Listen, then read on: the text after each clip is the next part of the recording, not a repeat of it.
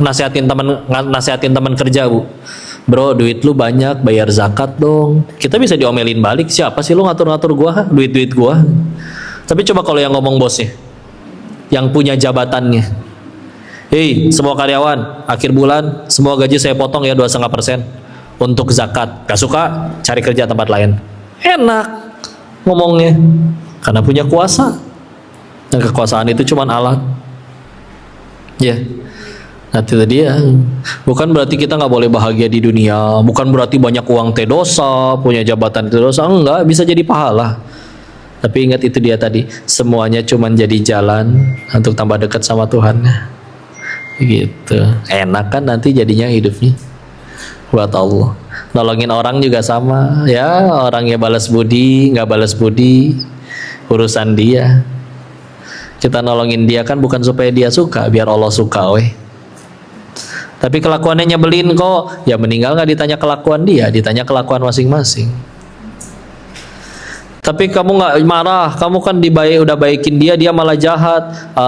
Tenang aja, saya bakal mati, banyak dosa. Nabi Adam aja diusir dari surga, dosanya 1. Kita pengen ke surga, emang dosanya 1. Kayaknya kalau suatu saat kita berusaha nyampe surga ngandelin amal sendiri mah pesimis. Ya Allah, kok saya sholat lupa rakaat wae, zuhur 2:30, asar 5:30, gara-gara nanggung 2 episode lagi, ya kan?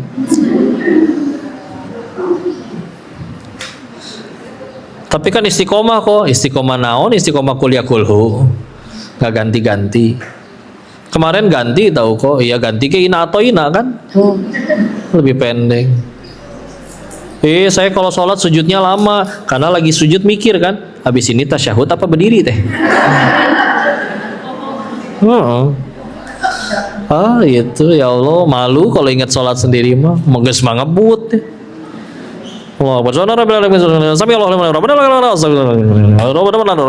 lebih pilih warna junior Fani masukin wadian wa pilih Allah subhanahu wa ta'ala tahiyatul mubarakatuh shalawatu astagfirullahaladzim astagfirullahaladzim assalamualaikum asa bedanya pahili ya Allah tuker. Serius ngandelin sholat kayak gitu buat nyampe surganya Allah. Waduh ya Allah. Makanya biasanya Allah pengen tetap nyampein kita ke surga, amal ibadah kita kurang. Terus gimana coba? Pasti dikirim fasilitas. Ya sakit, yang ngadepin suaminya main slot, ya anaknya gimana, ya ada yang ngutang tapi galakan yang ngutang. Gitu ya. Ada yang diutangin tapi galakan yang ngutangnya? Nah, orangnya ada di sini? Enggak ya. Jangan, di sini mah baik semua insya Allah. Ya. Kalau ada yang kayak gitu tenang aja. Mereka berarti sedang jadi donatur pahala. Sila. Kadang kita mah nggak terlalu butuh balasan di dunia. Bahkan kalau kita udah beramal nih, terus ngarap-ngarap dapat balasan dari Allah. Terus tapi tahu-tahu dikasih pilihan, ini kamu udah berbuat pahala nih, mau dibalesnya buat kamu atau buat anak kamu? Milih buat siapa, Bu? Buat ibu atau buat anak ibu?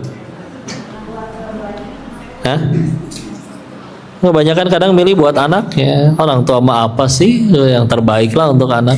Kita lapar juga bilang yang nggak lapar, nah udah makan aja ya gitu. Bisa jadi kebaikan-kebaikan yang kita dapat hari ini, wallahu a'lam, bisa jadi bukan karena ibadah kita yang segitu-gitunya, tapi bisa jadi karena mungkin dulu ibu kita pernah nolongin orang yang ngedoain anak yang dapat kebaikan. Nggak pernah tahu kita mah ya Allah. Mungkin dulu sabarnya orang tua kita ngadepin itu. Mungkin dulu orang tua kita pernah nolongin orang kelaparan. Orang yang kelaparan itu ngedoain, ya Allah jaga ini keluarga dia, anak-anaknya dimudahkan hidupnya. Sedekahnya padahal cuma 3.000, Bu. Tapi ternyata kita yang hidupnya enak. Ini hari kerja, Bu. Orang mah ada yang lagi jungkir balik, dagang, jualan, kerja. Ibu bisa ngaji di sini, jangan lupa disyukuri itu. Nikmat yang luar biasa. Ya. Alhamdulillah. Masya Allah, ada yang udah jungkir balik kerjaannya luar biasa, tiap hari banting-banting tulang karena tukang daging ya, di banting-banting tulang. Ya, yang didapat cuman buat cukup makan hari itu. Ya, istilah. Terlalu banyak nikmat kalau mau jujur. Makanya kadang kalau kita ngaji kitab Al-Hikamnya Syekh Ibnu Athaillah Sakandari ya, beliau pernah nyebutin ini hikmah nomor 265-nya. Kata beliau kayak gini, bagaimana kita bisa layak meminta balasan dari ibadah, padahal kita bisa ibadah juga hidayah dari Allah, pertolongan dari Allah. Bagaimana kita bisa mengharap balasan dari keikhlasan, kalaupun kita bisa ikhlas juga pertolongan dari Allah. Karena kadang begitu ingat nasihat itu, ya Allah, saya udah duha nih, mana kapan saya nggak kaya-kaya, ya Allah segitunya. Padahal kamu bisa duha aja ditolong Allah. Allah nggak pengen kamu duha gampang loh. Dibikin mukenanya hilang, ya, dibikin sakit, dibikin haid. Ya. Ini Allah nggak pengen ibu datang ke pengajian sini gampang loh. Dibikin kunci motornya hilang, kunci mobilnya hilang. Ada yang kunci mobilnya ada, mobilnya yang hilang. Ya, lebih repot ya. Ada yang kuncinya ada, mobilnya ada, ibunya yang hilang. Ya. Ya. Diculik mantan taunya. CLBK. Ada yang ibunya ada, mobilnya ada, kuncinya ada, imannya yang hilang. Pengajian dekat tetap nggak mau datang. Jangan lupa syukuri nikmat segitu banyak lah. Dari situ baru bisa ngerasain keikhlasan itu. Tapi jangan lupa ya, bedain ikhlas sama ridho, kadang ketuker tau. Contoh, ibu kecopetan, terkait dompet yang hilang itu, ibu mesti ikhlas atau mesti ridho? Oke. Pertanyaan yang lain kok ganti. Ibu misalkan sholat duha, sholat duhanya ridho lillahi ta'ala atau ikhlas lillahi ta'ala? Yuk kita luruskan ya. Ridho itu dalam menerima takdir. Ya Allah, saya kecopetan, orang banyak kok yang bawa dompet, kok yang dicopet saya ridho ya Allah, asalkan ini jadi penggugur dosa saya. Mungkin ini diundang oleh dosa saya, ada yang belum saya tobati. Mau berkata apa? Dasar paling kurang ajar. Ya jelas kalau dia soleh gak akan nyolong. Mau dikejar larinya kencengan dia. Ridho. Ikhlas itu dalam ranah ibadah kehadapan Allah. Jadi nggak ada niat yang lain, nggak pengen dipuji soleha, nggak pengen gara-gara ada calon mertua jadi supaya mendapatkan perhatiannya, tapi murni aja ikhlas lillahi ta'ala, memurnikan ibadah murni hanya untuk Allah. Ada yang di sini suka minum, ada yang doyan minum susu sapi murni, ada? Mau nggak kalau susu sapinya dicampur sama, mohon maaf ya, sapinya 1 sendok, sendoknya sendok teh deh, mau nggak? Setengah sendok deh, masih nggak mau? Dikocek deh, mau katinggal, masih nggak mau? Tuh berarti kita aja pengennya yang murni. Masa kita ibadah ke Allah niatnya nggak murni, nggak ikhlas? Jangan dicampur-campur besok Kemis kok aku mau puasa, kata dokter pas banget, aku udah mulai harus diet. Ayo niatnya apa berarti? Lurusin lah, jangan dicampur aduk. Wa ma umiru illa liya'budullaha mukhlishina lahuddin, surat 98 Al-Bayyinah ayat 5. Dan tidaklah kita ini diperintahkan untuk beribadahnya mukhlis, ikhlas lillahi ta'ala, nggak ada niatan yang lain. Ciri ikhlas gimana? Ada orang, tidak ada orang, sama aja. Ada orang baru semangat, dipuji semangat, tidak dipuji tidak semangat, dicaci patah semangat. Pertanyaan berarti. Dan kelihatan, makanya kadang punten ya, kalau kadang ada justru orang yang paling susah nurut sama suami, kadang justru malah istrinya. Kenapa coba? Karena istri tahu suaminya kayak gimana, modalnya seperti apa.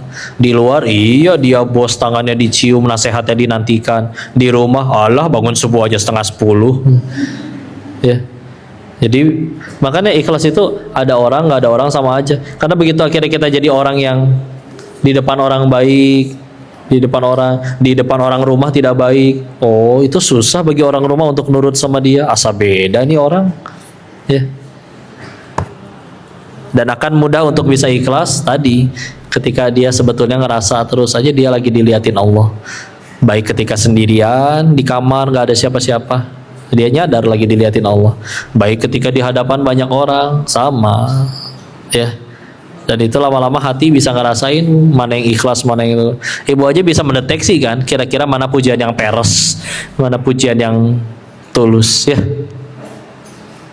Jadi begitulah ya. Maka gitu, tidak datang dengan seketika. Terus kalau kita bicara tentang keikhlasan, salah satu cara supaya ikhlas gimana? Dan ikhlas ini penting ya Bu ya. Karena supaya amalan kita diterima, kan ibadah tuh ada dua. Ada yang sah, ada yang diterima. Kalau sekedar sah gampang Bu, syarat dan rukun terpenuhi.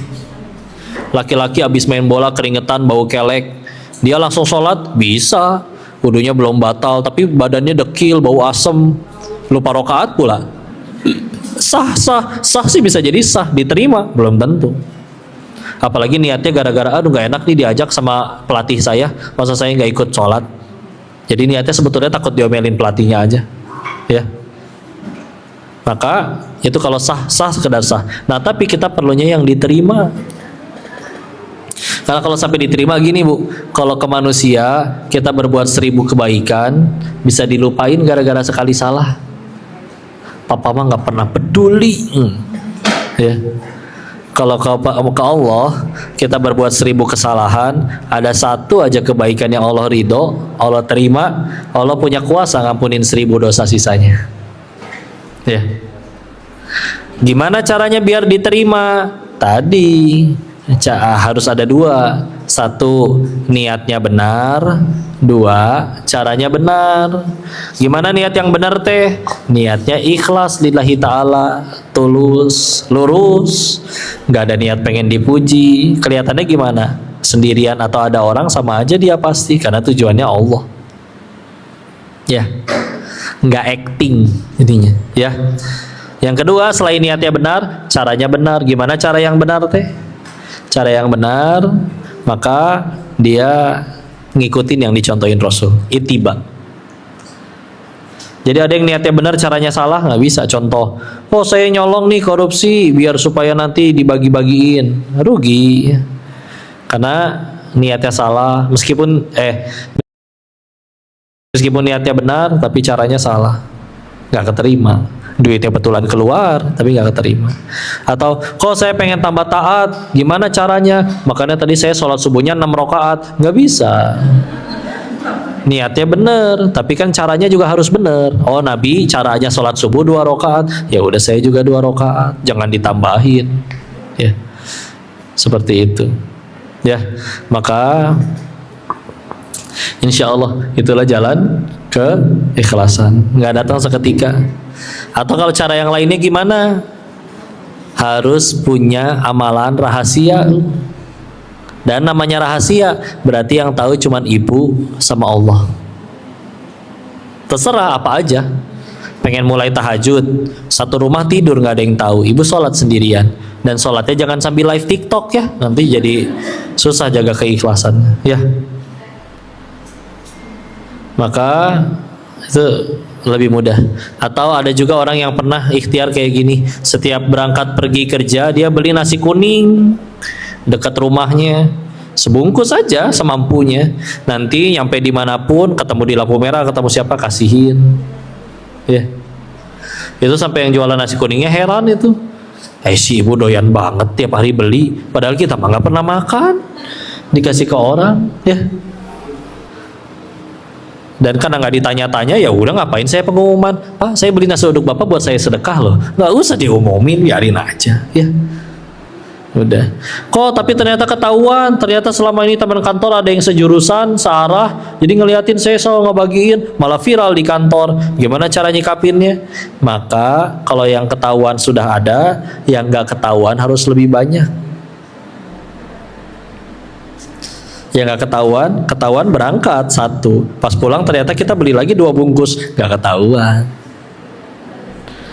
Ada yang sedekahnya, ya udah. Oh ternyata sedekah. Ini ternyata ada orang yang setiap hari sedekah 100.000 di musola ini, padahal biasanya kosong kotak amalnya. Ternyata kerekam CCTV. Maka berarti gimana? Yang nggak ketahuan jadi 200.000. Sekarang kan sedekah gampang, boleh lewat handphone, bisa transfer. Dan kalau pengen latihan keikhlasan, ya udah setelah akhirnya ditransfer, nggak usah diupdate di story. Alhamdulillah berhasil sedekah. Ya.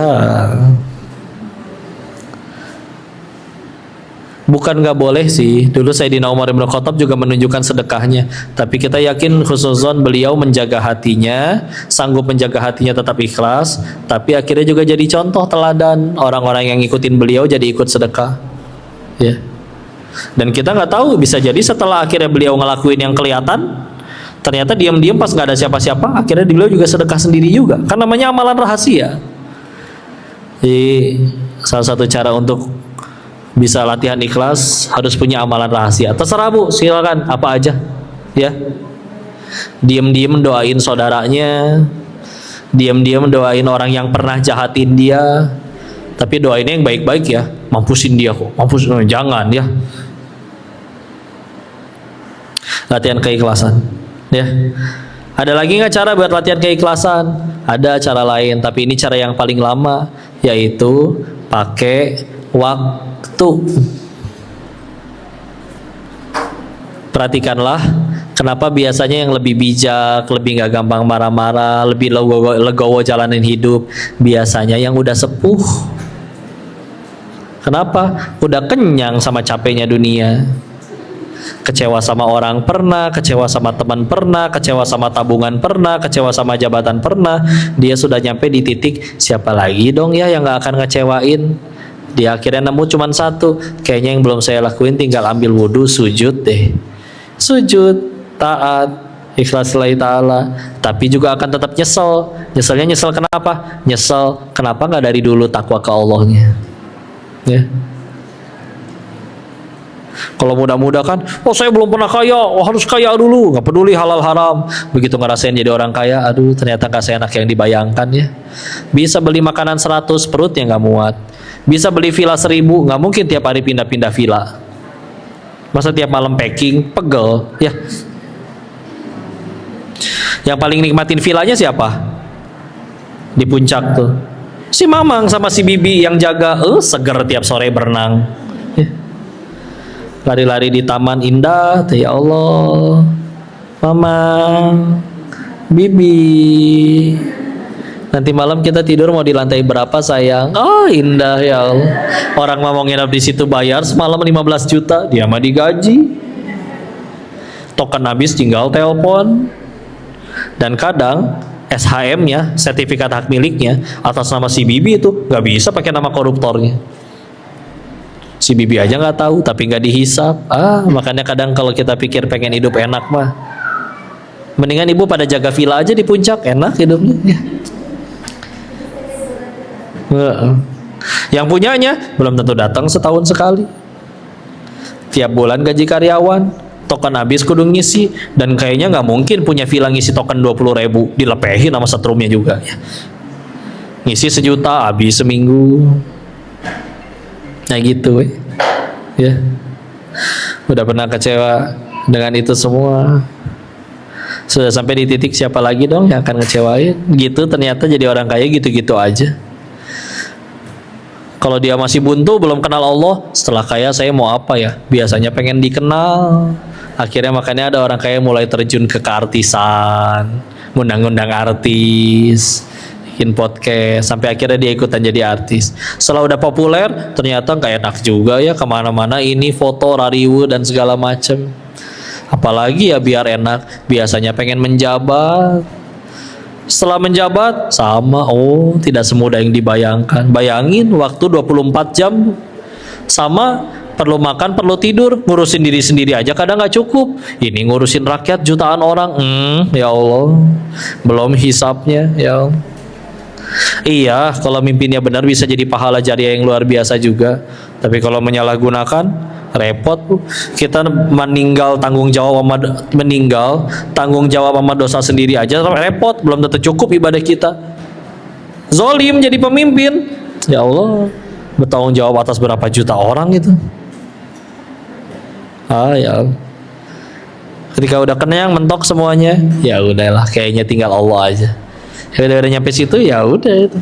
Lebih tenang, lebih kalem. Pertanyaannya, mau nggak ya untuk hidup seperti itu? Ya. Begitu, pas 1 jam saya sisain waktu untuk diskusi, ngobrol-ngobrol, tanya jawab, atau barangkali ada yang dikoreksi, barangkali saya ada salah menyampaikan, silakan. Ibu mau curhat? Enggak. Tapi saya kasih tahu dulu sebelum ibu curhat, saya nggak punya solusi, yang punya solusi cuman Allah. Ya, kalaupun ada yang saya jawab, supaya ngembaliin ke Allah aja, jadi ingat ke Allah. Karena kalau hati lagi nggak tenang, sederhana, Quran surat 13 ayat 28. Kalau pengen ditulis cepat 13.228. Surat Al-A'd ayat 28. Ala bidzikrillahi tatmainnul qulub. Hanya dengan mengingat Allah hati menjadi tenang atau tentram. Jadi kalau hati lagi nggak tenang, nggak tentram, sederhana, pasti lagi nggak ingat Allah. Mungkin ingat utang, ingat cicilan dan yang lain-lain. Ya, begitu. Silakan. Saya kembalikan ke MC dulu atau langsung? Silakan jika ada yang diskusikan. Cung, ya. Kalau nggak ada nanti baru saya yang tanya ya. Atau kadang saya pengen tanya dulu. Ibu pengennya tanya jawab atau foto-foto?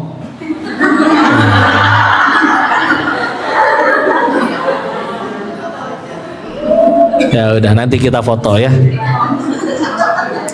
Nanti yang buku juga katanya habis di buku katanya bonus foto, boleh. Nanti saya fotoin ya.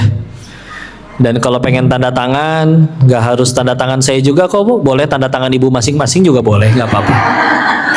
Jadi kan memudahkan urusan saya ya. Istilah seperti itu. Silakan, ada yang ingin didiskusikan? Silakan jika ada.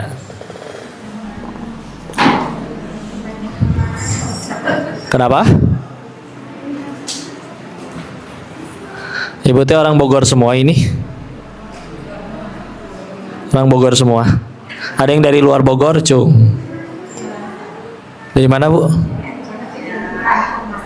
Dari Aceh. Oh, tapi udah tinggal di sini. Oh, enggak, kirain teh bener-bener tadi subuh berangkat naik pesawat gitu untuk ke sini. Takjub juga saya seniat itu ya. Udah berapa lama di Bogor? Betah nggak? Hujan wae-nya.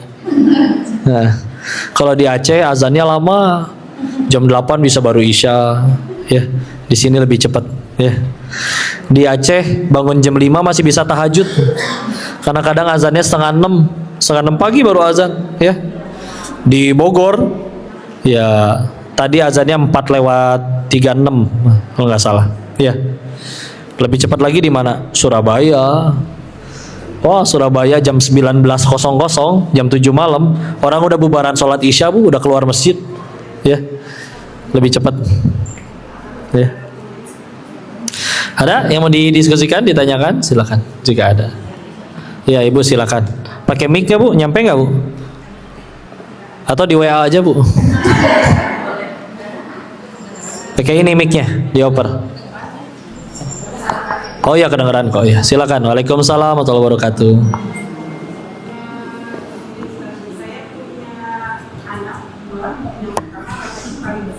Ya.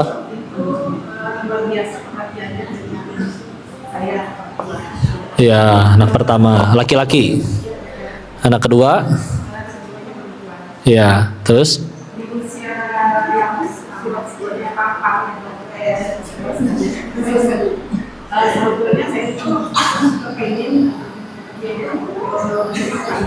Anak yang laki. Ya, usia berapa memang Bu? 31. Oke, terus?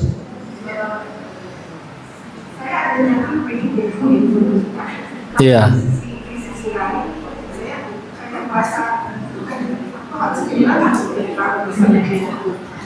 Oh, karena iya pasti terbagi waktunya ya.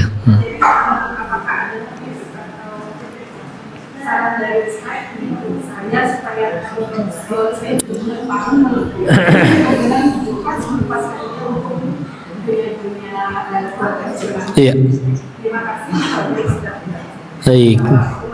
Waalaikumsalam warahmatullahi wabarakatuh. Saya ulangi pertanyaannya ya. Jadi beliau punya putra yang perhatian sekali baik kepada beliau, cuman usianya sudah usia menikah ya. Cuman nanti kalau menikah kepikiran, nanti kehilangan cinta itu dong ya kan. Karena pasti senang wanita disayang, diperhatikan, apalagi oleh ya Masya Allah anak yang dulu dibesarkan ya, yang kita mencurahkan segala-galanya untuk dia. Maka terus gimana, ada nggak tips atau triknya? Maka yang pertama itu siklus kehidupan, Bu. Kadang kalau suka ngobrol sama istri ya, saya suka kadang ketika ada beda pendapat, tidak sepaham, dan kadang akhirnya mungkin diem-dieman dulu. Ketika akhirnya diem, saya suka ajak ngobrol. Kita berantemin apa sih? Kita tuh sebentar tahu. Kalau punya anak laki, tahu-tahu nanti umur 25, 26, 27 atau usia yang lain, dia harus bertanggung jawab atas istrinya. Pergi dari rumah. Kalau punya anak perempuan, dia soleha, mampu menjaga diri. Kadang umur 19, 20 udah dinikahin. Terus yang tersisa apa? Tinggal kita aki-aki sama nini-nini di rumah. Ngarep dia datang minimal seminggu sekali misalkan. Tapi itu siklus kehidupan, ya. Kalau kita berhasil mendidik dia jadi orang baik, benar, soleh, soleha, toh kita cuman pisah sebentar. Kita nggak lepas anak. Ibu mohon maaf, ibu sekarang usia berapa? 50 ada? 51. Punten, jarang yang nyampe 80 kalau mau jujur. Apalagi nyampe usia 100. Kadang ada yang nyampe usia 100 sudah nggak bisa ngapa-ngapain, makan aja disuapin. Jadi paling kepisah berapa lama? Mungkin 25 tahun. Tapi kalau misalnya ternyata nanti insya Allah kita jadi orang baik semua, toh kumpul lagi nanti di surganya Allah. Dan di sana bahagianya abadi. Ya. Jadi memang siklusnya seperti itu. Ya. Karena toh ibu sekarang bisa sampai punya anak karena ibu dulu meninggalkan orang tua kita untuk menikah juga kan? Siklus. Mungkin itu yang dulu dirasakan oleh ibunya ibu. Ya kan? Tapi ridho gimana ceritanya siklus.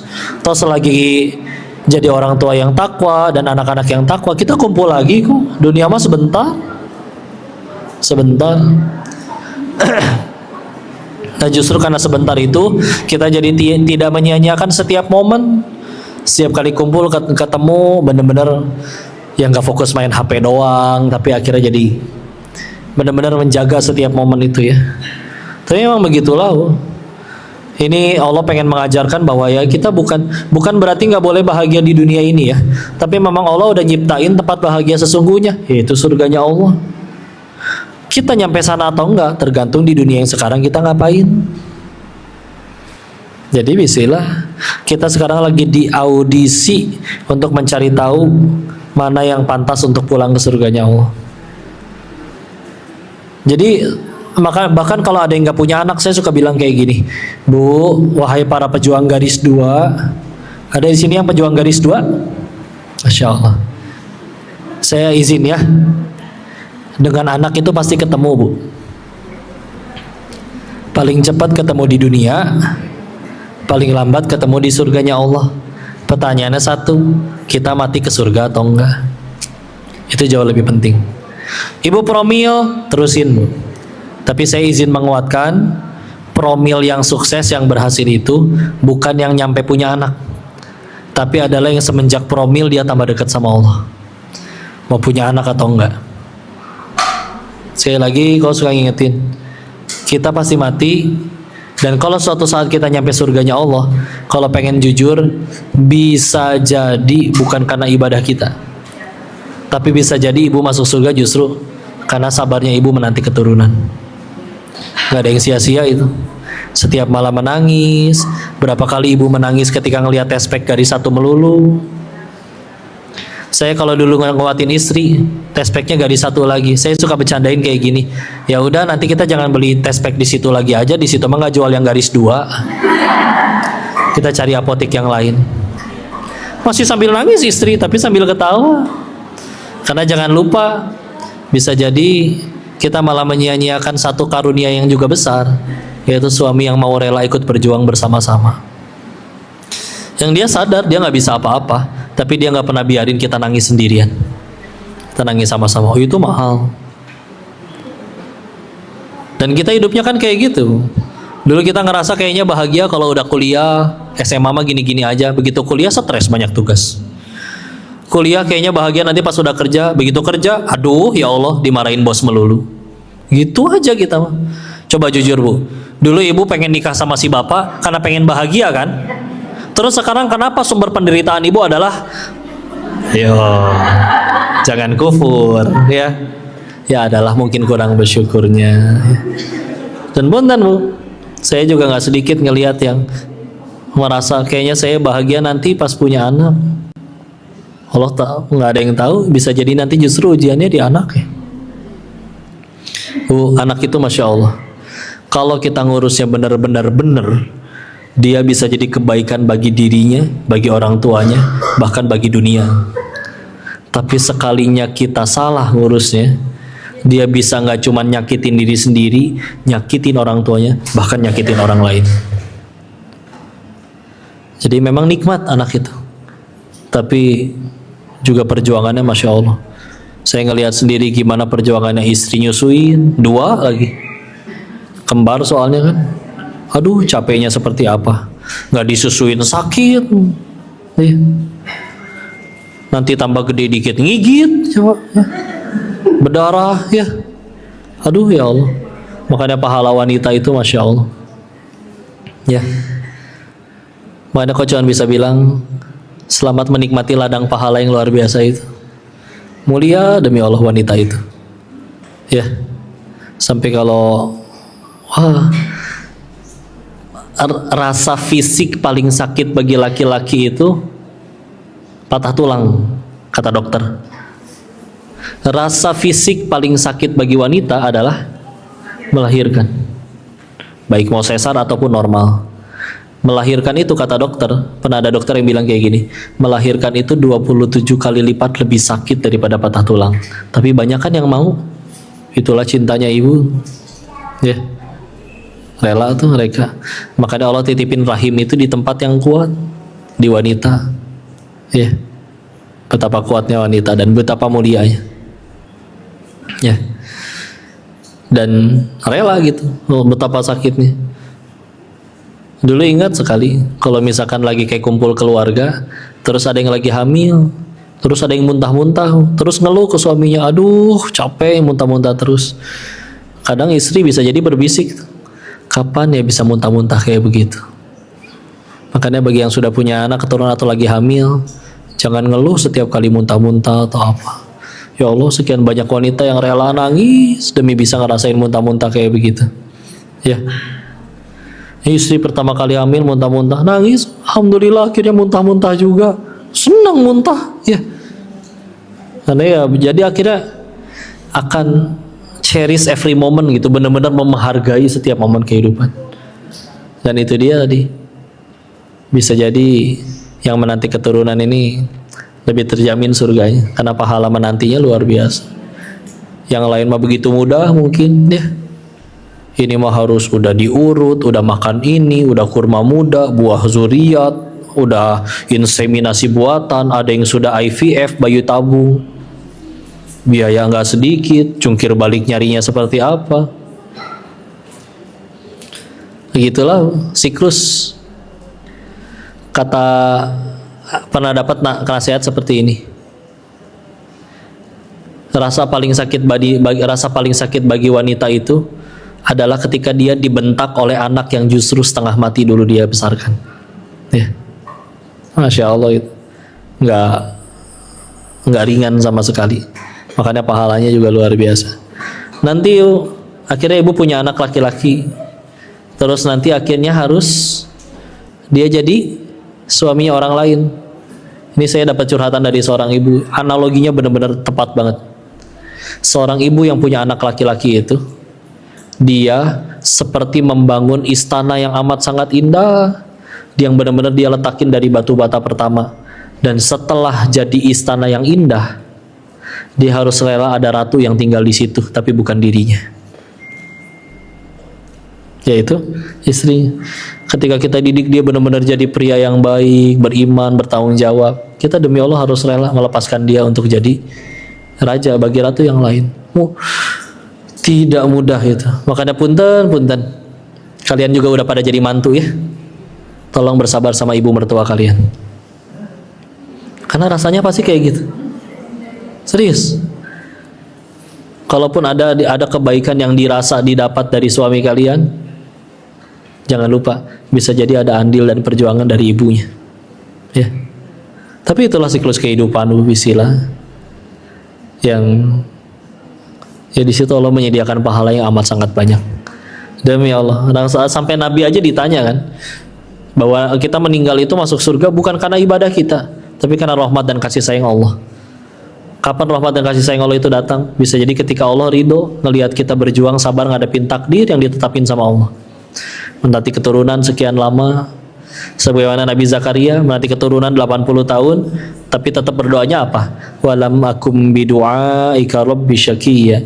Aku tidak pernah kecewa dalam berdoa kepada Allah. Padahal tiap malam bisa jadi berdoa minta keturunan tapi nggak dikabul-kabul sampai 80 tahun. Ya. Tapi ya itulah pahala sabar. Quran surat 39 Az-Zumar ayat 10, innama yuwaffas sabiruna ajrohum bighairi hisab. Hanya orang-orang bersabarlah yang ganjaran pahalanya disempurnakan tanpa batas. Salat pahalanya gede, zakat pahalanya gede, puasa pahalanya gede, tapi ada yang pahalanya tanpa batas.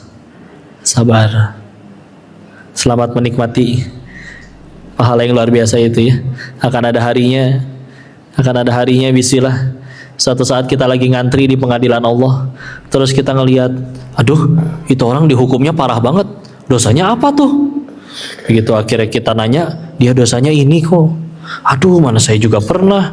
Waduh, mana belum tobat lagi.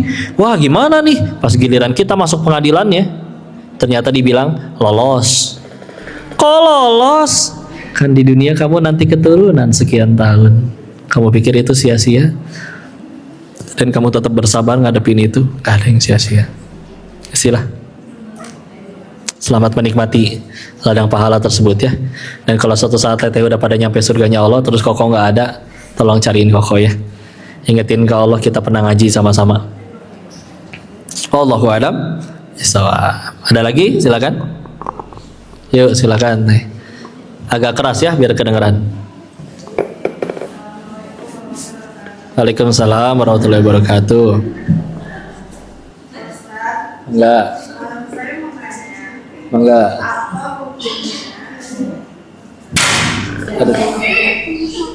Apa hukumnya? Ya. Ada.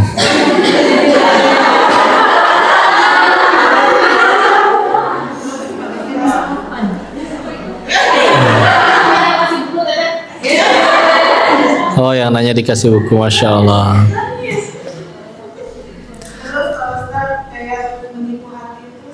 Menipu hati.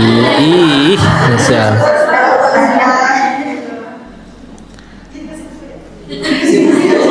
Gitu ya.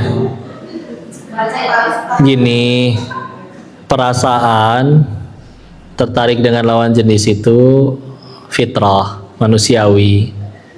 Yang nentuin jadi dosa atau enggak, cara menyalurkannya, menyalurkan kasih sayangnya. Ya, kalau misalkan tertarik dengan lawan jenis, terus akhirnya sudah menikah, jadi pahala. Terus ternyata menjalin hubungannya dengan siapa dulu nih dan hubungannya seperti apa? Kalau kondisinya, misalkan ya, memang suami yang lama misalkan wafat. Terus tertarik lagi dengan lawan jenis yang lain, dan itu pun dijaga, nggak boleh ada pelanggaran syariat, nggak chattingan, nggak ketemu dua-duaan, langsung dinikahi, halalkan atau tinggalkan. Ya kalau kayak gitu mah meskipun masih ingat yang lama tetap jadi pahala. Tapi mau atas nama cinta ke apa ke, tapi kalau ternyata mohon maaf ya chattingan, duaan, teleponan, ya sleep call, ya pergi, ya apapun itu, mau dia sama-sama jomblo ke, lebih parah lagi kalau ternyata suami orang, ya maka ya tetap iya. Iya duda, dud itu dudanya belakangnya Herlino nggak ya? Iya. Maka yang akan menjadi dosa atau enggak, kalau pertanyaannya dosa atau enggak, ya tergantung bagaimana menyalurkannya.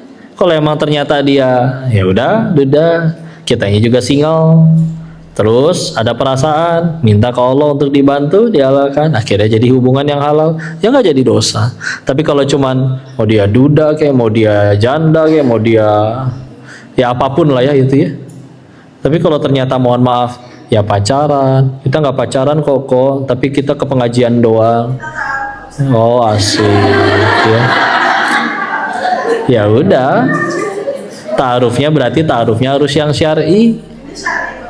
Amin ya rabbal alamin. Tapi biasanya ta'aruf yang syar'i itu biasanya belum timbul perasaan sebelum sudah halal ya. Ada yang cuman ketertarikan aja. Dan ya syar'i, dulu saya ta'aruf sama istri, saya komunikasinya ke ustadznya kasih tahu ke istrinya baru ngasih tahu ke Teh Yunda. Gak boleh ada sejarahnya chattingan dua-duaan, apalagi ketemu ya. Jadi selagi terjaga benar-benar syar'i, mangga. Ketika nanti sudah mutusin pengen nikah, terus gimana? Saya hubungin ke ibunya Teh Yunda. Teh Yunda kalau ada pertanyaan, nanti hubungin ke mama saya. Kapan baru akhirnya benar-benar bisa ngobrol? Setelah halal. Ya. Makanya begitu akhirnya halal, salaman pertama teh nyetrum. Udah benar-benar ini soalnya terjaga. Ya. Jadi gini, urusan kita dengan perasaan tertarik dengan lawan jenis, dengan syahwat, dengan apapun itu, ibarat pipa yang jalan keluarnya cuma satu, keran di ujung jalan. Itulah yang disebut pernikahan. Kalau misalkan itu pipa udah bocor duluan kiri kanan, komunikasi begini, komunikasi begitu, maka ibarat pipanya itu udah bolong kiri kanan. Begitu ditutup di ujung dengan keran, dibuka kerannya, nggak keluar apa-apa, udah bocor soalnya kiri kanan. Makanya pernikahan yang tidak didasari dengan punten ya, dengan dijaga syariatnya, hilang keberkahannya, begitu nanti sudah halal, rasanya akan beda. Kok beda ya mah dulu waktu masih menggebu-gebu pacaran berapi-api? Oh iya, karena ketika belum halal mah diperindah oleh syaitan. Begitu sudah halal, terus kita tidak menjaga diri kita dengan yang halal, melihat yang Allah nggak suka, maka nanti yang halal akan terasa hambar, ya. Tapi ya masalah perasaan mah hanya perasaan ya. Kita kadang misalkan ya, kita kesal sama orang, dalam hati perasaan pengen ngegampar dia, ya. Tapi kita ngomong enggak, ngegampar juga enggak.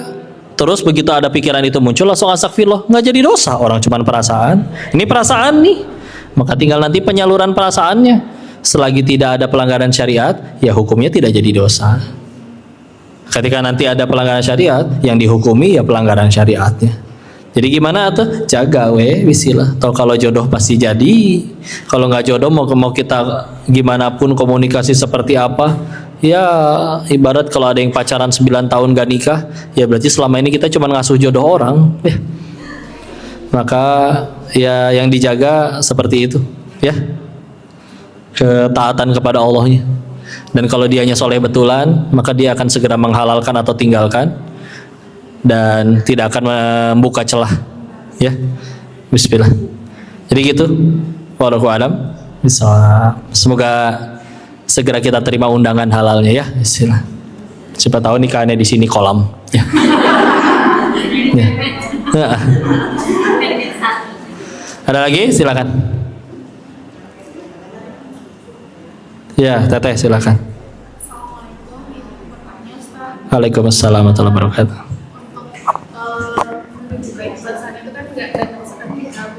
Iya.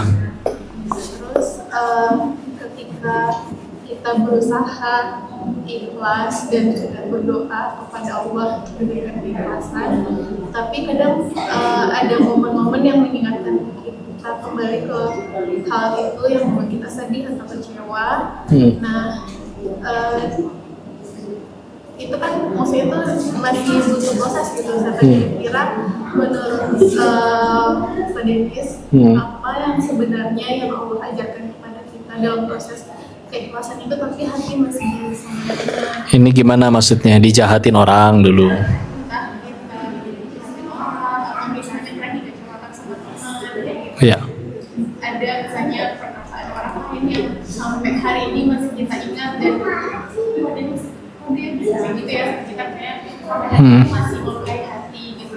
Kira-kira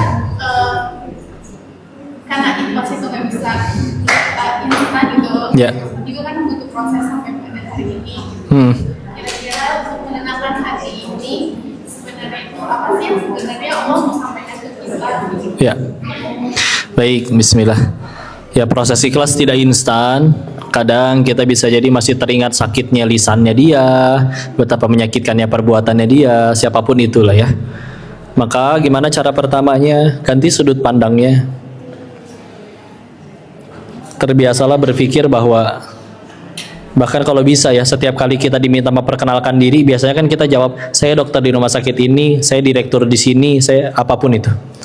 Terbiasalah untuk menjawab, saya ini hamba yang lagi nunggu mati, sambil nyiapin bekal terbaik buat hari mati, sambil mudah-mudahan bisa jadi anak yang baik bagi orang tuanya, orang tua yang baik bagi anak-anaknya, pasangan yang baik bagi pasangannya. Itu kita semua tuh aslinya kayak gitu. Maka dengan terbiasa mikir kayak gitu, setiap kali ada yang nyakitin, kita akan udah bisa mengubah sudut pandang bahwa mereka penolong-penolong dari Allah. Lumayan untuk gugurin dosa. Sakit pasti, tapi akan ada harinya bisa jadi kita akan bersyukur, alhamdulillah saya yang disakiti dia, sebagaimana sang penanti keturunan tadi ya.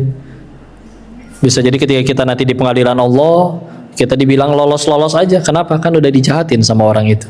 Terus kamu milih gak balas kejahatan, malah tetap berbuat baik kepada dia, malah tetap ngedoain dia. Jangan dikira sia-sia itu.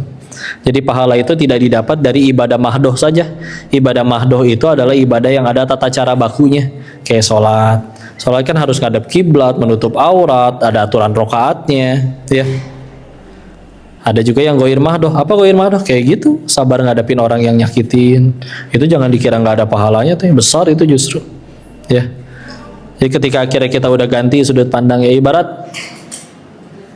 orang kalau udah punya tujuan yang lebih besar. Contoh, dia tahu ini motor harganya 20 juta, tapi tahu-tahu ada yang jual butuh 10 juta. Dia bela-belain beli itu. Kenapa? Karena dia tahu ada keuntungan lebih besar yang bisa dia dapat. Karena tahu ini motor untung banget nih, cuma dijual 10 juta, sedangkan harga pasarannya 20. Saya bisa jual lagi, ntar dapat keuntungan. Dia bela kan keluar duit dulu. Sama nih, ketika kita udah benar-benar tujuannya ke Allah, kita nanti insya Allah mau saya harus, ya lihat orang haji lah. Ngapain sih bela-belain apa sih? Capek di sananya panas-panasan, tapi keluar duit ratusan juta. Capek di sananya jalan kaki segitu jauh. Kalau nggak bukan karena Allah, buat apa lagi coba? Ya. Nah ini coba kita terapin di kehidupan kita nih istilah. Ya Allah, aku bakal pulang ke hadapan-Mu ya Allah. Amal ibadahku kurang segini-gininya. Tapi ya Allah ternyata masih ada. Rasa sakit gak ada yang sia-sia. Karena kepahitan ujungnya cuma dua. Kalau nggak gugurin dosa, pasti meninggikan derajat. Ya. Bisa jadi nanti pulang dalam keadaan udah nggak bawa dosa, udah dihabisin dengan perasaan kecewa itu. Ya. Makanya kadang kita ngeceknya nih. Kapan nih, oke, ini bisa jadi saya dapat kepahitan, bisa jadi mungkin diundang oleh dosa saya. Kapan ya pertanda ini dosa saya sudah habis tergugurkan? Maka cek ketika nanti sudah nggak kerasa sakit lagi. Kadang kayak gitu. Contoh, anak muda diputusin pacar, dia kan tanpa sengaja mendoakan Allah. Pecinta pacarnya nelpon tengah malam, datang hujan-hujanan, pencipta pacar datang untuk mari kita menggapai kemenangan, memanggil hayya 'alal falah, azan, cuek-cuek aja. Padahal satu dunia, jangankan pacar cinta, satu dunia cinta aja Allah tapi nggak cinta, kita yang repot. Maka karena dia ada dosa menggugurkan, ada dosa yang tercipta, maka ya sudah, akhirnya dikasih fasilitas untuk gugurin dosa. Kapan tuh udah nggak sakit? Kapan tuh ketika akhirnya dosanya bersih semua? Ya ketika nanti bisa jadi sudah nggak ada perasaan sakit lagi. Ingat dia udah nggak ada apa-apa, gitu. Ya. Maka ada itu perlu gimana? Ya udah, bismillah taubatan nasuha aja. Ya.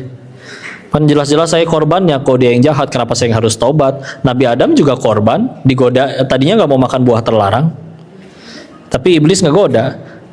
Nabi Adam yang nggak mempan digoda, akhirnya iblis godain siapa? Istrinya.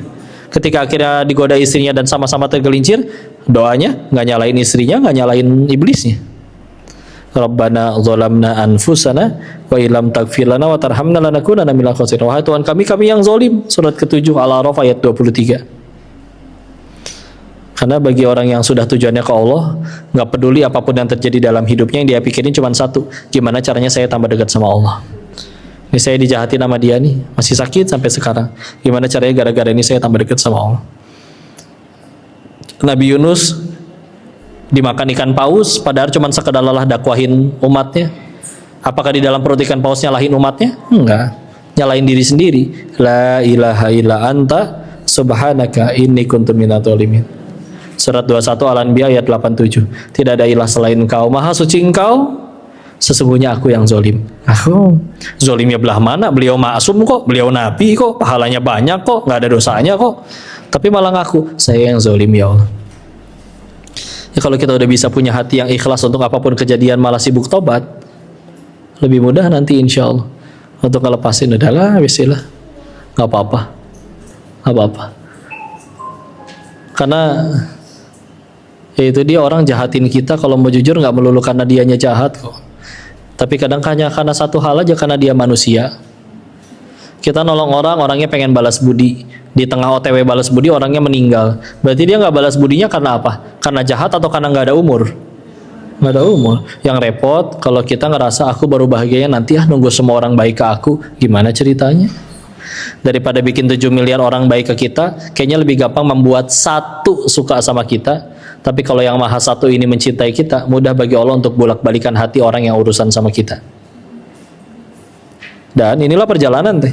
Orang-orang yang akhirnya hatinya bisa benar-benar ke Allah aja, itu juga orang-orang yang pernah ngalamin kecewa sama orang, kecewa sama dia, kecewa sama dia. Dia sudah sampai di titik nyari siapa lagi dong yang akan ngecewa, yang nggak akan ngecewain. Akhirnya dia dapat, oh tinggal Allah doang. Ya, proses. Katanya masih muda kan ya? Seumuran nggak teh? Seumuran. Ya udah tuh, masih muda istilah, masih panjang. Ada yang bisa mendapatkan ilmu ikhlas itu nanti umur 60 ya. Kalau bisa dapat lebih cepat alhamdulillah. Ayo bismillah. Gitu, nggak ada yang sia-sia. Kalau orang yang punya sabar yang lebih gitu kan, dia masih bisa itu gitu kan. Masih bisa apa? Kalau dia punya Sabar yang lebih, ha. Kan ada juga orang caranya dia supaya ikhlas tuh meng-cut off gitu kan. Oke. Kita kurangnya bertemu sama orang. Oke. Setelah berhubungan lagi supaya nggak ada konflik lagi ya. Iya. Kira-kira kita meng-cut off orang supaya kita ikhlas dan hati kita lebih tenang dan mengurangi ada. Biar nggak ada penyakit hati. Bahasanya mungkin tapi bukan cut off ya. Jaga jarak aja. Jadi dengan yang apa yang kau sampaikan tadi juga bukan berarti jadi pasif, silakan jahatin aku please, enggak, bukan kayak begitu ya. Kalau kita tahu memang akhirnya setiap kali komunikasi dengan dia menyakiti, jaga jarak dulu aja. Maaf saya nggak bisa ketemu, maaf ya udah jaga jarak. Nabi juga sempat uzlah dulu, menyendiri di Gua Hiro ya, ketika memang sudah dirasa wah ini udah memuncak banget ini kejahiliahan ya, menjaga jarak. Cuman ya itulah Nabi, setelah akhirnya sudah mendapatkan pencerahan, sudah dapat wahyu, datang kembali kepada orang-orang tersebut ya. Kalau dalam urusan kita berarti misalkan kita punya teman yang misalkan toksik banget, ya udah jaga jarak dulu ya. Cuman suatu saat dia ada kebutuhan, kalau kita sanggup kita yang bantu duluan, karena itu bakal jadi momentum tuh. Nanti bisa jadi dia bertanya, perasaan saya jahat ke kamu, kenapa karena yang lain gak pada bantu, hilang entah kemana, malah kamu yang bantu aku, padahal aku udah jahat ke kamu. Itu momen yang paling tepat untuk jawab, bukan akunya yang baik, ini Allah dan Islamnya ya. Jadi boleh teh, cuman ya kok bahasanya bukan cut off ya, jaga jarak dulu aja. Jaga jarak, udah siapin hati, jaga hati ya. Sama kan kayak ini, kita diwajibin nolong orang, tapi kan nolong orang itu nggak harus sesuai permintaan dianya dong. Contoh, ini orang setiap kali punya duit selalu judol dan hancur lebur. Sekarang akhirnya dia punya banyak utang. Cara nolongnya gimana? Dipinjemin lagi? Ya rusak lagi, ya rusak lagi. Dulu waktu di Darut Tauhid di pondok, pernah tiba-tiba banyak pengemis teh. Dan ketika diikutin, ternyata setiap pagi diturunin dari satu mobil, tiap sore dijemput lagi pakai mobil yang sama. Jadi udah sindikat. Terus saat itu Agim fatwanya apa? Kita mesti tolong mereka. Gimana cara nolongnya? Kita tolong mereka dengan cara tidak boleh ada yang ngasih ke pengemis di area Darut Tauhid. Dan dilarang ada pengemis. Akhirnya gimana? Karena nggak ada yang ngasih lagi, mereka berhenti dari ngemis. Ya kan? Kita contoh lagi. Kita punya anak kecanduan narkoba. Cara nolongnya gimana? Diikat di kamar meskipun dia nangis-nangis, atau dikasih narkoba sampai mati overdosis? Ikat. Meskipun dia akan berkata, "Mama jahat, aku udah kayak gini aja masih diikat, nggak dikasih. Mama benci sama aku." Enggak, nak. Kamu cuma nggak ngerti. Aku lagi nolong kamu. Ya. Kadang kayak kita jaga jarak dari orang yang selalu kita tolong tapi selalu nyakitin. Itu juga satu pertolongan buat dia dan pertolongan buat kita. Bukan berarti kita jadi jahat. Jadi silakan tadi jaga jarak dulu. Ya. Jadi kalau seperti itu memang diperbolehkan. Ya. Cuman itu dia, jangan putus hubungan suatu saat saya nggak mau lagi kenal sama kamu. Nah itu nggak boleh. Ya. Dan kalau suatu saat ada kesempatan balas, saya balas kamu, ya itu jangan. Ya. Sekedar jaga jarak aja. Ya. Wallahu a'lam bishawab. Ada lagi? Ya silakan. Oh, oke. Cuman ini ya?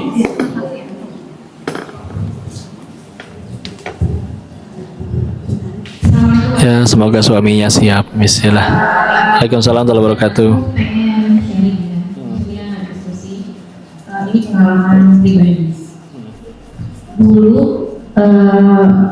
dari semenjak kecil, aku memang bukan dari orang yang berani. Kalau ditanya cita-citanya apa, nggak ada tuh jadi dokter. Ketika SD itu jadi dokter, jadi polisi itu nggak. Aku selalu bilangnya aku pengennya jadi orang kaya dari SD.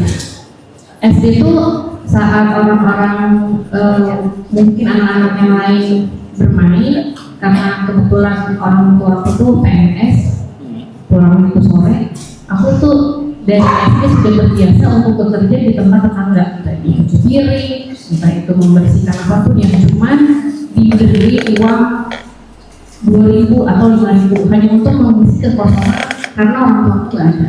Ya. Singkat cerita, besar, kuliah, bekerja. Dari kuliah pun aku bekerja bagaimana caranya aku mendapatkan uang untuk supaya bisa mendapatkan penghasilan. Orang tua juga bukan orang yang susah banget, karena kan PNS. Cuma memang udah mindset itu aku memang harus jadi orang kaya, itu selalu begitu. Sampai akhirnya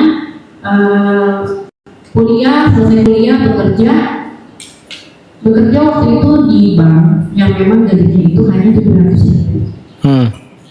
Gaji 700.000, transportasinya mungkin sekitar 400, dan ada satpam di depan yang gajinya itu hanya 250.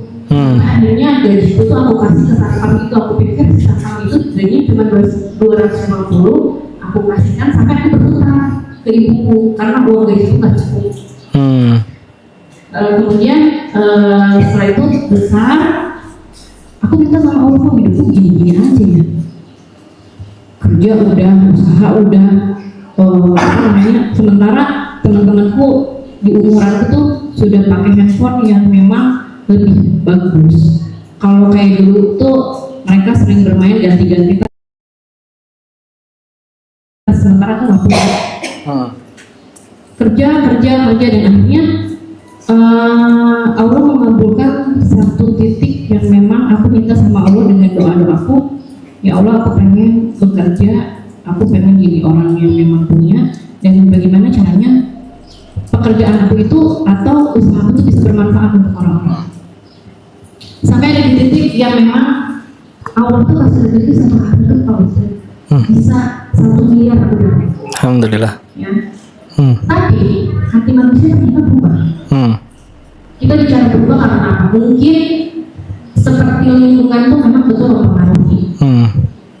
Dari aku mendapatkan uang, aku sudah ada di hatiku bilang, pokoknya ya Allah, kalau aku dapat rezeki seperti barter sama Allah, rezeki ini kalau aku dikasih kelebihan rezeki, aku akan selalu bikin majelis, aku akan selalu bikin ini, aku akan sedekah, aku akan ini, aku akan itu. Pokoknya yang memang ada jalannya untuk ketaatan ke Allah. Lama-lama rezeki itu sangat banyak. Dari yang awalnya sehari 200 juta, profit bersih naik 500 juta, naik lagi 1 bulan, naik lagi, sampai ada satu titik yang memang kok aku seneng ya di foto, kok aku seneng ya orang bilang ini baik banget. Jadi aku seneng menerima pujian-pujian yang memang membuat aku itu Motivasi. enak gitu. Aku tuh jadi ngejalanin kok orang tuh sangat memuji aku sekali, dan itu aku menikmati itu. Sedekah semua aku kontenin Pak Ustaz. Nggak ada satupun yang nggak aku kontenin, tapi aku sudah ada beberapa sedekah yang aku nggak kontenin karena mungkin yang aku kontenin itu akan labur itu maksudnya mulai amanah lah gitu. Tapi yang nggak ada amalnya itu di sedekah yang memang nggak beraturan gitu Pak Ustaz. Brutal gitu aku sedekah. Karena aku pikir ketika aku sedekah pasti aku Allah kasih lagi.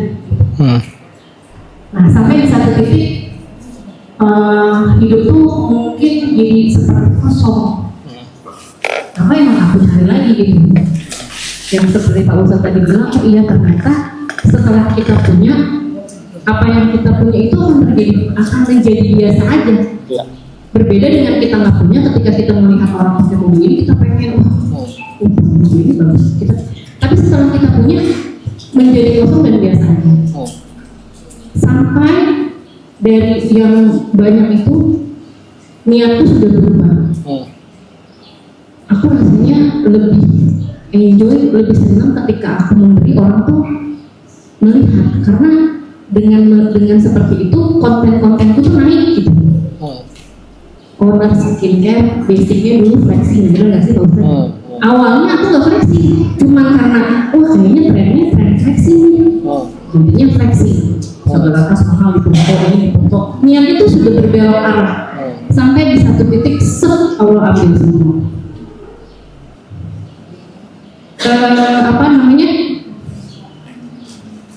Ketipu ratusan juta, kehilangan barang, rugi atas usaha miliaran.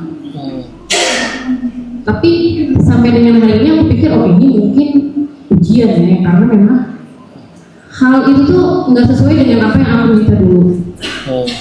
Nah pertanyaannya, mungkin nggak sih Allah kasih kesempatan lagi gitu Pak Ustadz? Aku nggak yang minta harta dan lainnya, enggak. Cuman mungkin nggak sih Allah itu memberikan aku lagi kesempatan untuk bisa meluruskan ini lebih baik lagi.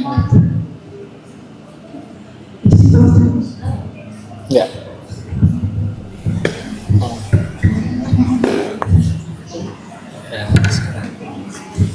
Satu nuhun teteh, Syom. Kalau pertanyaannya masih ada kesempatan, ya selagi kita masih hidup di dunia masih selalu ada kesempatan, ya. Cuman kita masih sepakat dulu tentang satu hal teh. Jadi kalau ini nggak kita sepakati, nanti kita sulit buat bahagia. Apa yang harus kita sepakati? Apa itu definisi nikmat sama musibah? Kalau nikmat bagi kita itu adalah punya uang banyak, akhirnya kebeli ini, kebeli itu, dan juga termasuk bisa naktirin orang, terus orang setelah akhirnya kita dapat kebaikan, kita ngasih kebaikan ke orang muji, terus kita nikmati. Nikmat bukan itu. Nikmat itu sesederhana apapun yang bikin kita tambah dekat sama Allah. Musibah adalah apapun yang bikin kita tambah jauh dari Allah. Ringan kan? Karena contoh kehilangan mobil, musibah atau bukan? Ujian. Ujian nanti pilihannya tergantung kita. Bisa jadi nikmat, bisa jadi musibah. Kapan bisa jadi nikmat? Setelah mobilnya hilang, dia tambah banyak sujudnya, tambah rajin ngajinya. Nikmat berarti mobilnya. Allah juga tahu kok mobilnya pernah dipakai untuk apa aja. Naik jabatan, atau misalkan dapat bisnis lagi, terus dapat kali ini lebih besar. Kalau dulu miliaran, nanti terus yang ini nanti misalkan dapatnya triliunan. Misalkan. Nikmat atau musibah? Ujian. Kapan jadi nikmat? Kalau misalkan duitnya ditambah dekat sama Allah. Bisa jadi musibah nggak duit banyaknya? Bisa. Kalau bikin kita tambah jauh dari Allah. Sederhana itu. Sederhana itu. Karena kalau misalkan definisi nikmat itu adalah punya uang banyak sehingga akhirnya dia bisa ngapain itu, kita kalah semua sama koruptor teh. Dan kalau pengen jadi kaya, menurut saya lebih cepat jangan jadi pengusaha, tapi jadi koruptor aja. Cuman kan kita tahu, hancur di hadapan Allah, nggak ada mulia-mulianya. Makanya begitu dulu. Akan nggak bisa seperti itu lagi? Saya punya guru yang kalian juga mungkin semua tahu. Agim itu ketika dulu benar-benar melejit, semua televisi ada beliau, idola dari umat. Beliau pernah cerita, bahkan izin mohon maaf ya, di zaman bensin seingat saya masih 1.500 perak, 1.500 masih dapat semangkok mie ayam.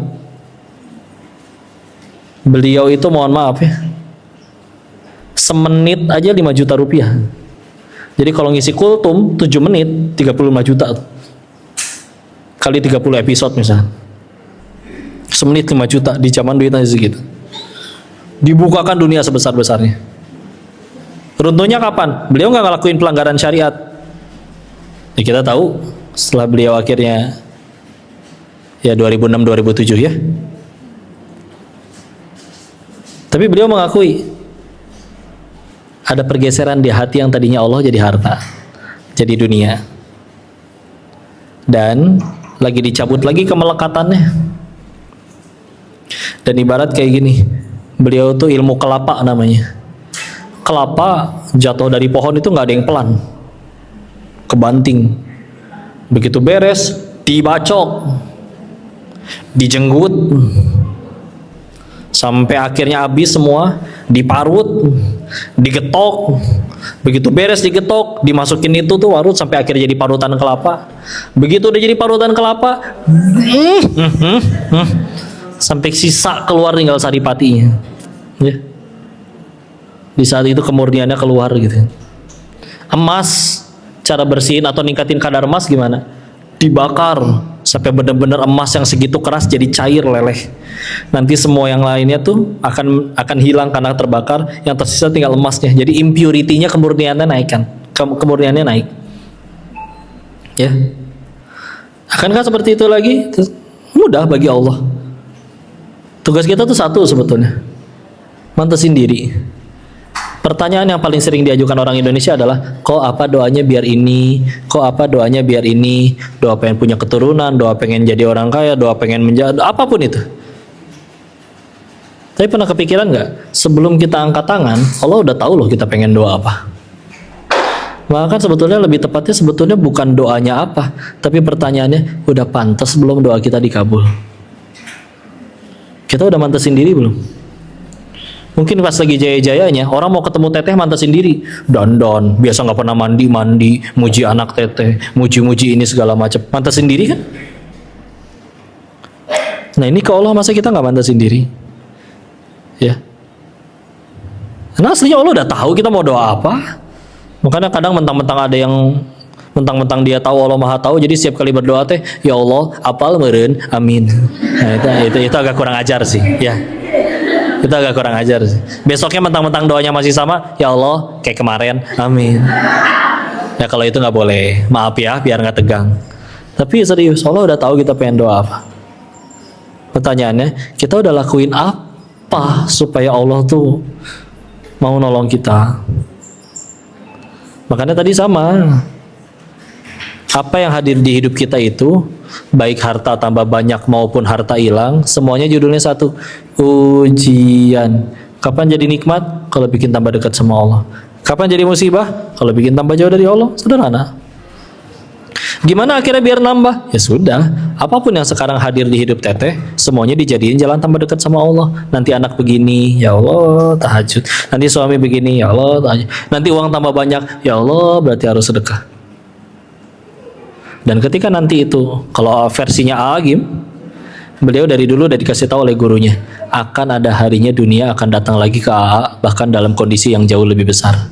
Tapi insya Allah harusnya udah lebih siap, karena kemarin udah dilepasin kemelekatannya. Ya.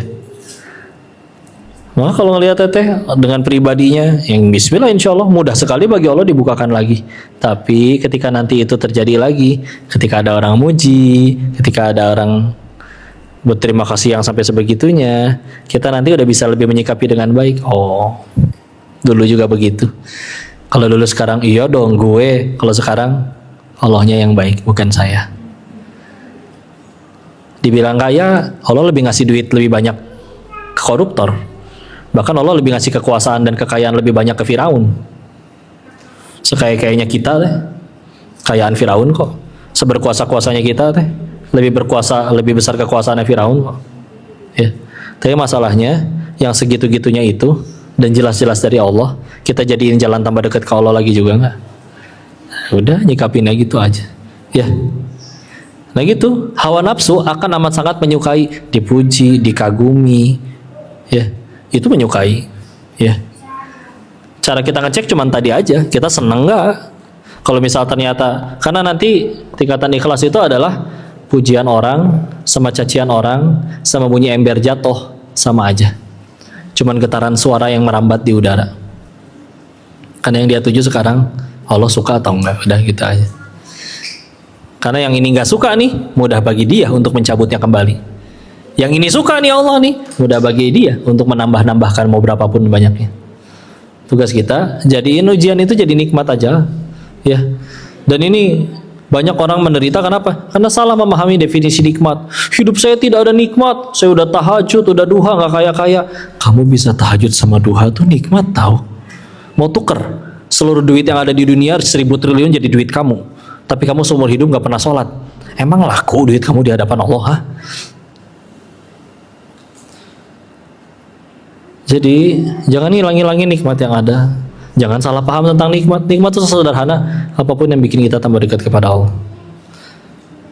Berarti segala macam dalam hidup kita bisa jadi nikmat dong kok? Bisa, asal setelah kejadian jadi jalan tambah dekat sama Allah. Sederhana, udah beres. Ya.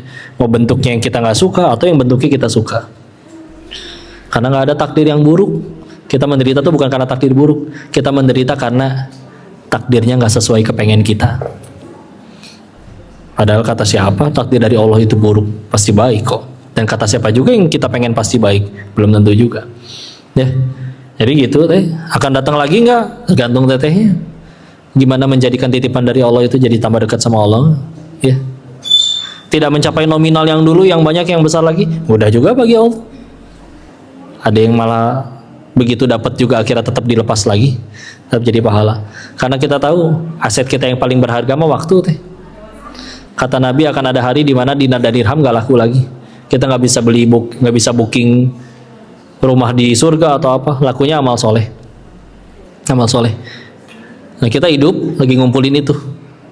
Harta bisa jadi amal soleh. Ilmu bisa jadi amal soleh. Tapi kalau Allah nggak ngizinin sempat sedekah atau sempat ngajar, nggak sempat jadi amal soleh. Makanya aset kita yang paling berharga apa? Waktu. Maka bismillah, gimana caranya jadiin setiap waktu mengabdi kepada Tuhannya. Dengan cara apa? Dititipinnya harta ya dengan harta, dititipinnya ilmu dengan ngajar, dititipinnya jabatan dengan negakin aturan Allah, dititipinnya popularitas dengan ngajarin yang baik-baik ke followers kita. Semenjak follow kita orang jadi ingat Allah. Ya. Maka ya dia yang lulus berarti. Itu aja. Dan mudah bagi Allah untuk bikin ya yang lebih kaya tadi koruptor dan Firaun stres. Guru PAUD yang ngajar alif batasa di desa gaji sebulan 250.000 tapi ikhlas lillahi ta'ala bahagia ya. Jadi istilah amanah gak pernah jatuh ke pundak yang salah. Semoga dengan amanah nanti akan datang bismillah membuat teteh tambah mulia karena jadi tambah jalan dekat sama Allah. Itu aja tikapinnya. Wallahu a'lam bishawab. Ada lagi? Cukup? Satu lagi ya sob. Yang terakhir ya, pas jam 11. Enggak teh? Waalaikumsalam warahmatullahi wabarakatuh. Enggak. Gimana caranya mengobati hati dari rasa kecewa terhadap manusia? Ya. karena kadang kita udah merasa ikhlas, terima bahkan memaafkan, tapi ada satu kejadian yang bikin kita ingat lagi sama kecewa yang udah kejadian. Ya. Jadi kadang suka nanya ke diri sendiri, apa kita udah ikhlas benar nerimanya? Jadi kalau di mulut ya saya ikhlas udah nerima, tapi di hati masih ngedumel. Ya, baik, bismillah. Cara yang pertama gimana untuk biar ikhlas? Dan kalau ikhlas betulan memang biasanya nggak perlu karena surat al-ikhlas saya nggak ada kata ikhlas nih ya. Maka bismillah. Cara yang pertama gimana? Waktu.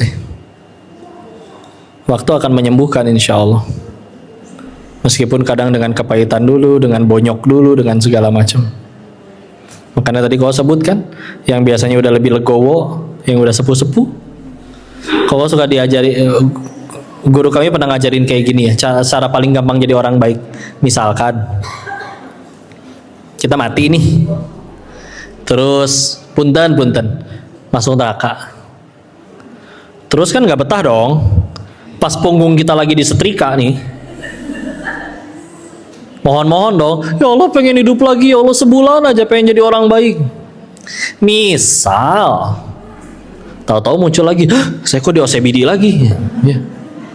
Tapi dikasih waktu sebulan, punten. Kira-kira itu waktu 1 bulan kita pengen hidup kayak gimana? Pengen sibuk balas dendam nggak? Pengen gampang ngambek nggak kalau tetangga mobilnya lebih bagus dari kita? Pengen gampang kesel nggak ketika kita udah yang capek malah dia yang naik jabatan atau naik gaji?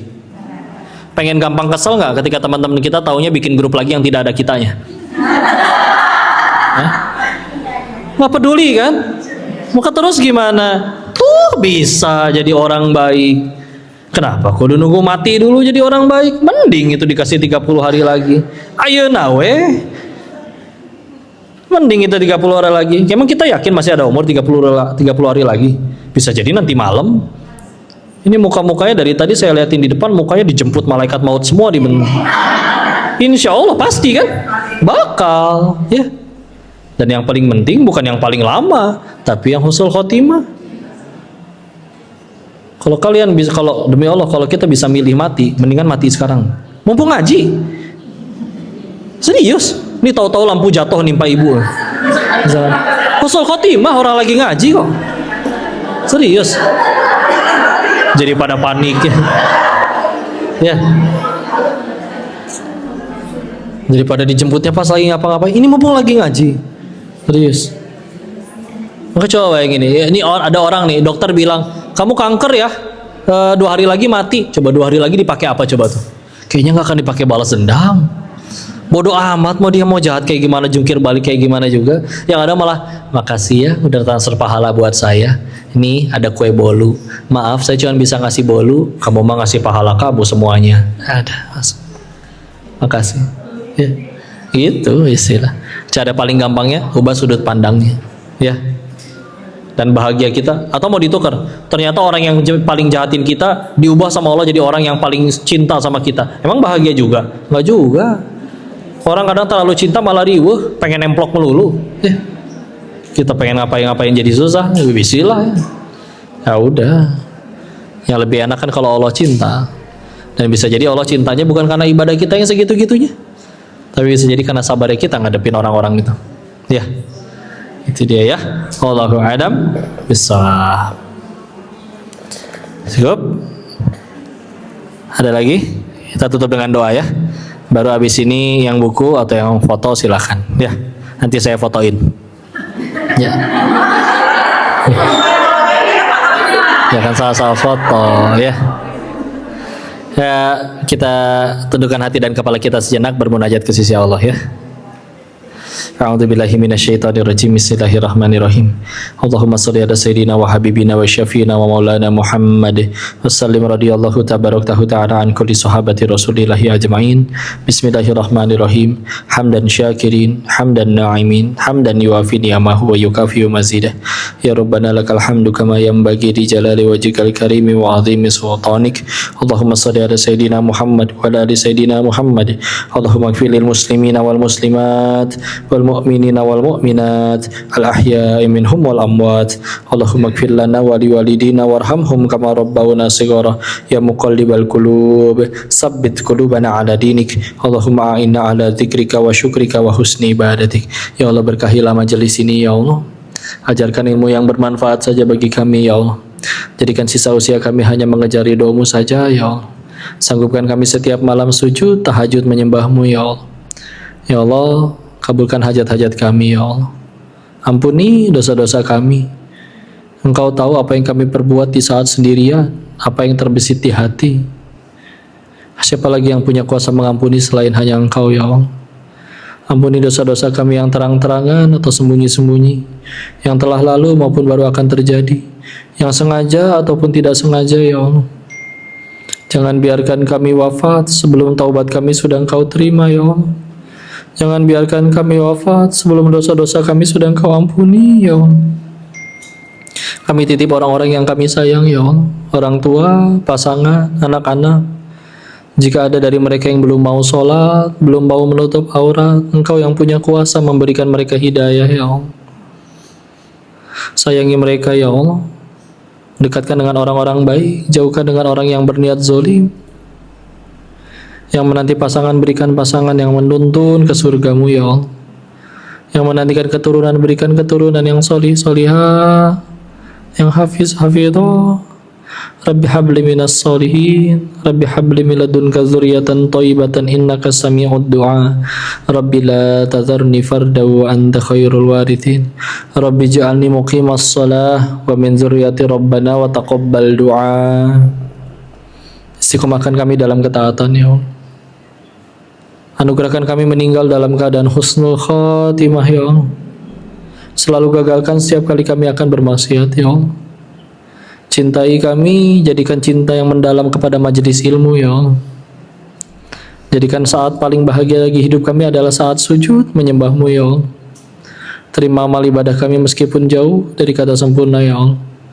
Dan bahagiakan orang-orang yang kami sayang ya Allah. Dan kumpulkan kami dengan orang-orang yang kami sayang tidak hanya di dunia yang sebentar ini ya Allah. Kumpulkan kami juga kelak di dalam surga-Mu yang abadi ya Allah. Selamatkan saudara-saudara kami di Palestina. Hancurkan musuh-musuh Islam yang menjajah mereka. Jadikan syahid dan husnul khatimah saudara-saudara kami yang harus wafat di sana. Rabbana atina fid dunya hasanah wa fil akhirati hasanah wa qina adzaban nar. Subhana rabbika rabbil izzati amma yasifun. Wassalamun alal mursalin. Walhamdulillahi rabbil alamin. Terima kasih Ibu Teteh yang dirahmati oleh Allah. Mohon maaf lahir batin kalau ada kesalahan murni dari Koko, tolong dimaafin. Dan jika ada kebaikan tentu hanya dari Allah dan kita bersyukur kepadanya. Kita tutup dengan kalimat hamdalah. Alhamdulillahirabbil alamin. Istighfar 3 kali. Astaghfirullahaladzim, astaghfirullahaladzim, astaghfirullahaladzim. Doa kafaratul majelis. Subhanakallahumma wa bihamdika asyhadu an la ilaha illa anta astaghfiruka wa atubu ilaik. Barakallahu fikum. Assalamualaikum warahmatullahi wabarakatuh.